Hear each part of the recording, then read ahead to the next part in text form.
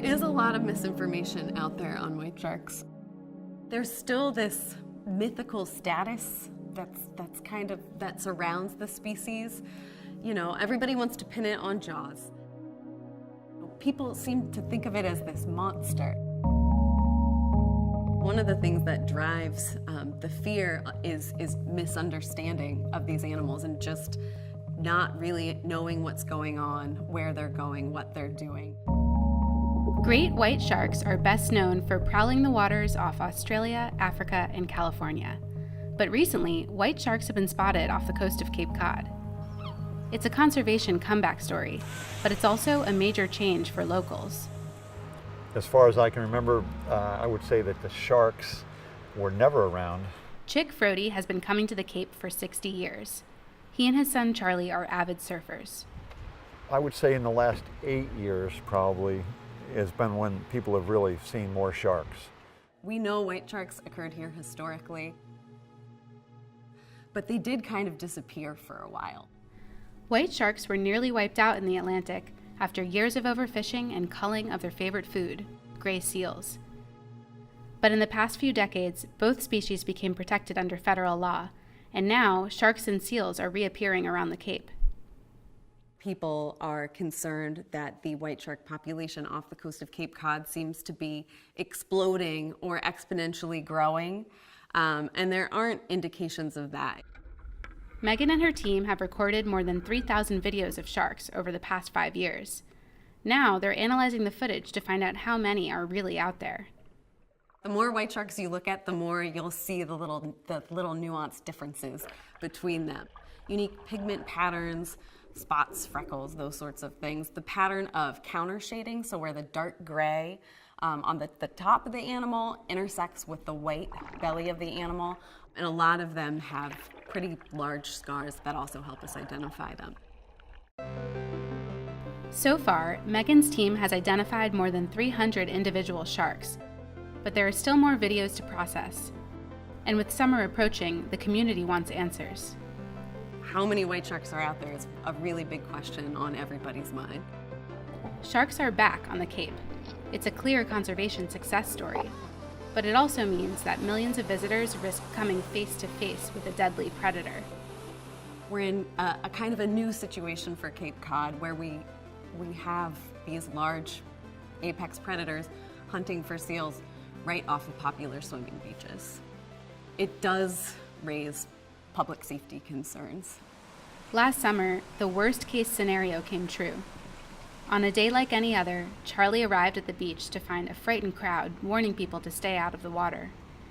You know, don't go in the water, please don't go in the water, promise me you won't go in the water. Shark attack just happened and somebody just got bit.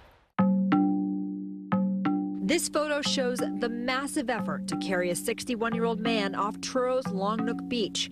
Moments earlier, police say he was standing 30 yards offshore when he was bitten by a shark.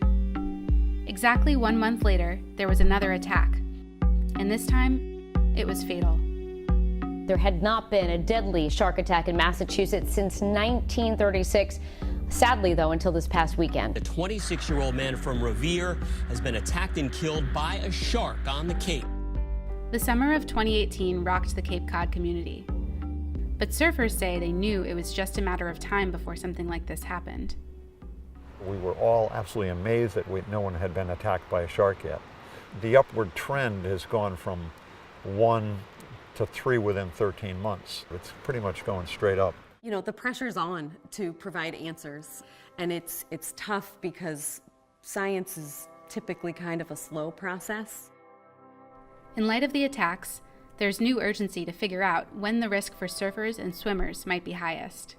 The tags we'll be putting out this summer have accelerometers in them, which are the device that's in every smartphone. We're essentially going to be giving iPhones to white sharks, and from that we are going to be able to identify when they're actively feeding, when they're going after seals. And so we're starting to put together the pieces of that puzzle.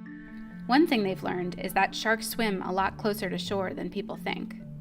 What a lot of people don't realize is that they are actively hunting for seals right along the beach in as little as 4 feet of water.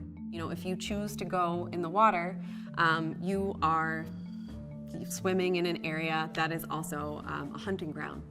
Millions of people visit Cape Cod beaches every summer. Local officials are trying to improve emergency response in case of more attacks. When it comes to the shark issue here, there are certain things that we have control over and certain things we don't have control over. Beaches on the Cape have steep dunes and limited cell phone service. Some towns are considering investing in all-terrain vehicles and satellite phones to help people quickly report attacks. People can bleed out very quickly. We're talking minutes, and you can be dead. Tim and other firefighters are leading first aid workshops to teach people how to slow blood loss if someone is attacked. The program focuses on two things: tourniquet application and wound packing. Tourniquet application is obviously for arms and legs, your extremities. Wound packing would be more for your torso, your neck area. Chick and Charlie want a more proactive approach than cell coverage and emergency response. All this is reactive to a situation that they know is going to occur. I just believe that there's a lot of things we can do. At the very least, I think drones should be out there. Drones are currently illegal on many Cape Cod beaches. It's also unclear how much they would help, so officials worry that drones and other unproven technologies could give people a false sense of security.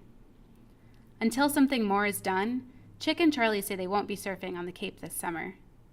Because some other kid might go out, and if he's ever the one who gets bit, because of my example, how do I live with myself with any of those scenarios? There are no doubt in my mind that there is going to be more attacks and more death.